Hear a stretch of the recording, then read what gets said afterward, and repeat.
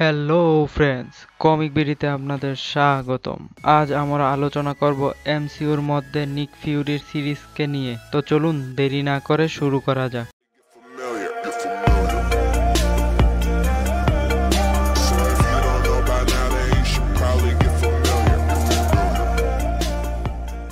একটি সোর্সের পক্ষ থেকে একটি নিউজ আসে যে এমসিইউ নাকি একটি সিরিজের উপর কাজ করছে এবং সিরিজের লিড রোলে থাকবেন নিক ফিউরি। নিক ফিউরি রোলটি এবারও স্যামুয়েল জ্যাকসনই প্লে করবেন এবং সিরিজটির রাইটার হিসাবে হায়ার করা হয়েছে কাইল ব্র্যাডস্টিটকে। তিনি এর আগে জনপ্রিয় টিভি সিরিজ মিস্টার রোবটের রাইটার ছিলেন। এই সিরিজের নাম জানা যায়নি, কিন্তু ধারণা করা হচ্ছে যে এই সিরিজের নাম সোয়ার্ড হওয়ার সম্ভাবনাই বেশি।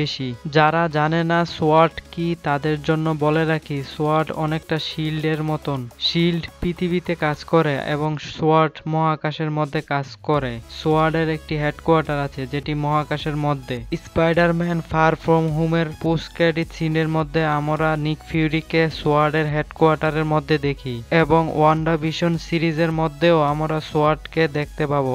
এই সিরিজের কোনো আপডেট আসলে অবশ্যই আপনাদেরকে জানিয়ে দেওয়া হবে। এই ধরনের ভিডিও পেতে চ্যানেলটি সাবস্ক্রাইব করুন, আর যদি ভিডিওটি ভালো লেগে থাকে তাহলে লাইক, শেয়ার এবং কমেন্ট করতে ভুলবেন না।